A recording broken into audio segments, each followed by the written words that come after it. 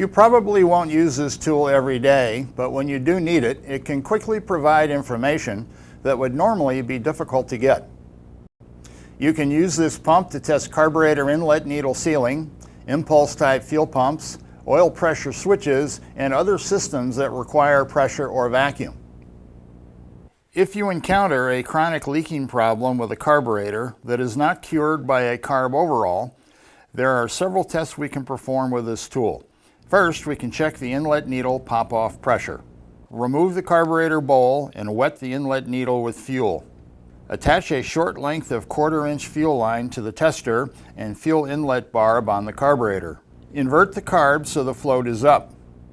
With the pump set for pressure, slowly pump the handle while watching the gauge. The fuel inlet on the carburetor should hold pressure and the needle should pop off at about 8 psi. As soon as this occurs, stop pumping.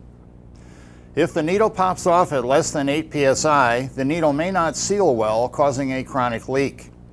At more than 8 psi, the engine may starve for fuel because it can't enter the carburetor well.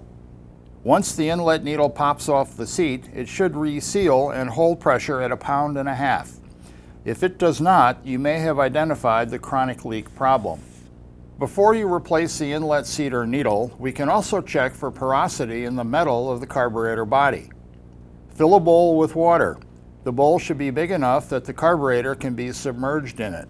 Pinch and hold the float so the inlet needle is forced against the seat. This should eliminate the seat and needle as a source of leakage. Immerse the carburetor in the water bath and apply some pressure with the pump. Look for air bubbles. If present, try to determine where they come from.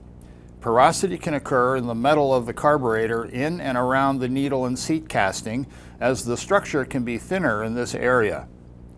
After this test, the inlet needle or seat must be replaced.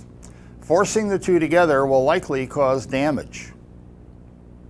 Most Briggs & Stratton fuel pumps are powered by a pulsating crankcase vacuum. This is a changing pressure condition caused by the piston assemblies moving in and out of the crankcase.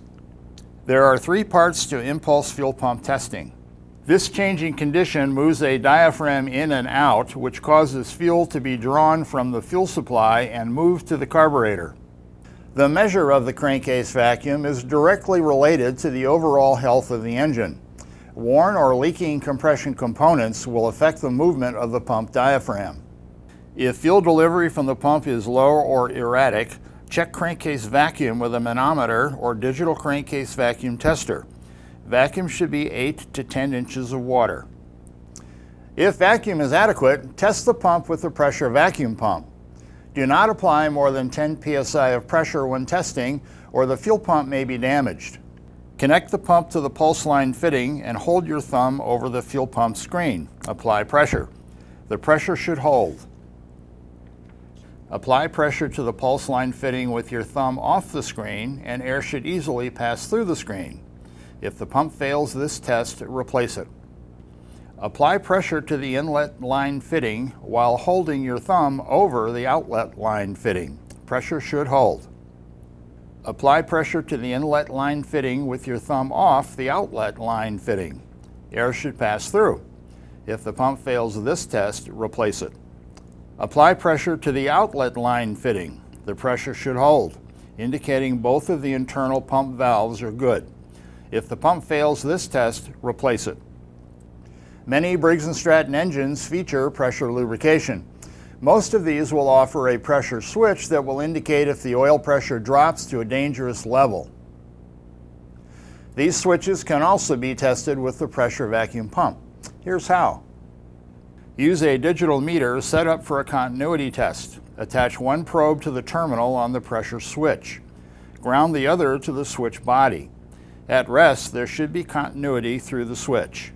Attach the pump set for pressure to the switch. Slowly increase the pressure. The switch should open, indicating no continuity when the appropriate pressure is applied. Check the repair manual for the specific engine model. Pressures will vary from approximately 4.5 psi to 8 psi between engine families. You'll also find this pump useful in checking vacuum pull-offs, bleeding hydraulic brakes for ride-on equipment, and any other repair that requires graduated pressure or vacuum.